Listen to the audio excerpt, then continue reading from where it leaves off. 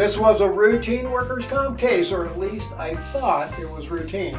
The road going to the subject's residence was located 2 miles off of a paved county road. From that point, the residence was up the side of a mountain 3 miles, sitting next to a 1-lane dirt road. Now, if you know Colorado mountain roads and you hear dirt road, well, folks, we mean dirt. Not gravel, not crusher fine, but dirt. Now, to top things off, I couldn't see the residence anywhere along any of the public roads leading up to the house. I did find a nice spot about 2 miles away on the side of another mountain where I could see the residence if I used a good pair of binoculars. This spot was so nice to verify if a vehicle was present, but not where I could sit and watch and then follow when my target went active, because it was too far away and on a different road. After I discovered how remote the location was, I tried to get the client to let me use 2 investigators. It would seem to make sense, a remote residence 3 miles up the mountain on a 1-way dirt road with no way to have eyes on the residence and be set up for a follow at the same time. The client, in all of their wisdom, did not see it this way, and they unfortunately declined my request to use 2 investigators. Go figure. So what was I to do? Well, I spent several hours driving the sides of mountains on a recon, and yes, I did charge the client for that extra time and mileage too. During my recon, I located one of those little mountain wayside parking areas, like for tourists and hikers, so I figured I could just sit there and watch for the subject's vehicle and try to follow him down the mountain when he left. The subject's residence is about 30 miles from the nearest town. About 25 miles of that is steep, winding mountain roadways, but it gets even better. Just hang on. He has 2 vehicles, a silver Subaru and a white pickup truck. Now, if you are from Colorado, you know how many Subarus and white pickup trucks are out on the road, and there are also 3 drivers at the residence: the subject himself, his wife, and their teenage son. So I head out on surveillance, and I go to that little mountain wayside parking area, and I set up with my camera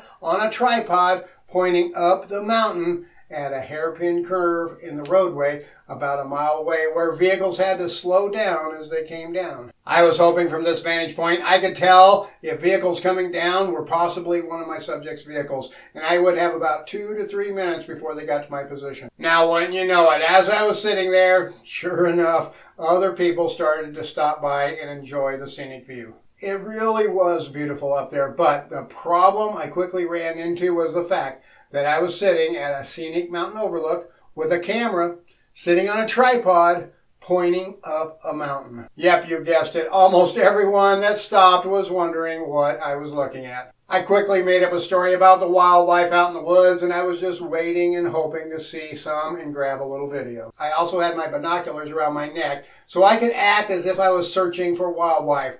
The camera I was using also had Wi-Fi, so I could also watch the screen on my phone. Now, what I was really watching with my binoculars was a position further up the road where I could see vehicles approaching the hairpin turn.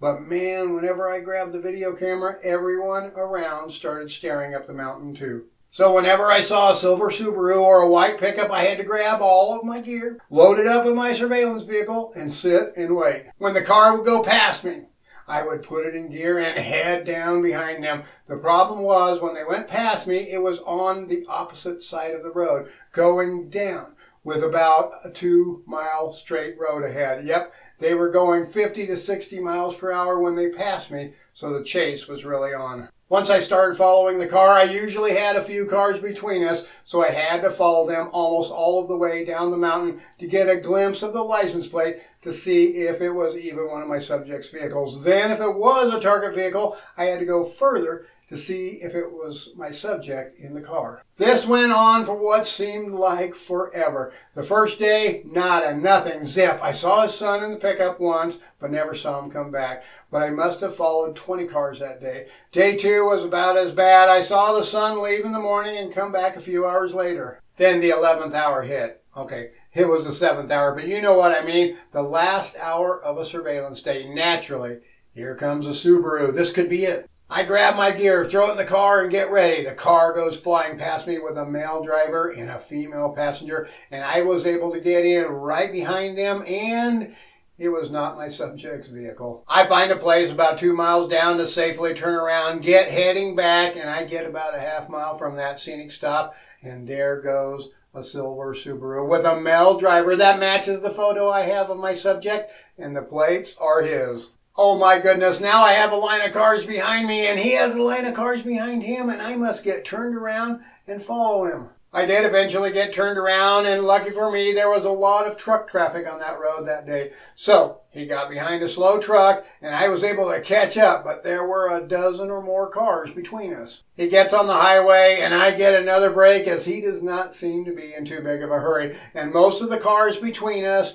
just pass him. I could then stay behind him at a safe distance. When he gets into town, he pulls over at a convenience store, gets out of his car, and goes inside. He grabs a gallon of milk and a pack of smokes and heads back to the car. And guess what he did next? Yep. Back up the mountain he goes. So I follow him up the mountain slowly, staying about a half a mile back, and once I see him pull off the road going towards his residence, I know I can call it a day. Day 3 rolled around, same setup, same scenario. Tourists stop, tourists ask questions, tourists leave. Around noon, I see what looks like what might be my subject's car coming down the mountain, so I get in position. Then the car goes flying past me, and wouldn't you guess it?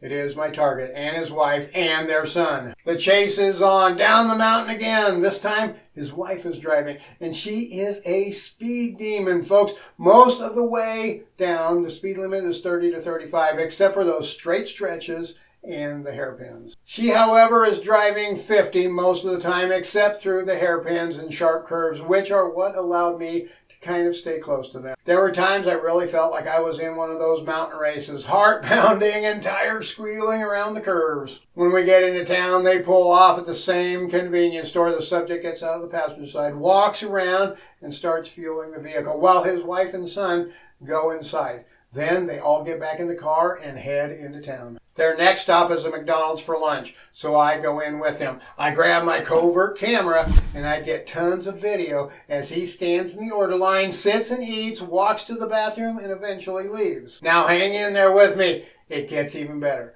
Back to the car. The chase continues. They go clear across town, probably about 6 miles of follow through town. Then suddenly, she pulls into a parking lot. Now, I know this parking lot. It is a parking lot for a little medical clinic off of a side road. I know this clinic is hard to work surveillance in due to the layout of the parking lot, so I follow and I get out of my car really quick, like I am late for an appointment. Then I go up by the doors where there are a couple of benches, and I sit there with my covert camera. And I wait. After a few minutes go by, here comes my subject's son. He's in front of his dad and mom. He goes and he holds open the door, and here comes my subject walking slowly up the handicap ramp, utilizing a walker and what appears to be a leg brace on his right leg. I am serious. It looked like he could hardly walk, and his wife had to help him the entire way. He goes in, and after a bit, I go back to my car and find a good stationary position so I can get video as he leaves and gets in the car. His medical appointment was almost 2 hours long. When he finally comes out, he is using that walker, still wearing that leg brace, and his son holds the door open for him, and his wife aids him along the way as they walk to the car, with the doctor walking and talking with them. As they get to the car, the son puts the walker into the rear of the car. Then they head out, and the chase is on again. Their next stop is a grocery store. I get all set up for video. His wife jumps out of the car. His son jumps out of the car. Then he jumps out of the car. No walker, no leg brace, no assistance. They all walk briskly into the grocery store. I grab a ball cap and swap my sunglasses for my regular glasses. Then I grab my spy cam and I head into the grocery store. First stop, the pharmacy, then a quick lap around the store as they filled up a couple of grocery carts with groceries and supplies.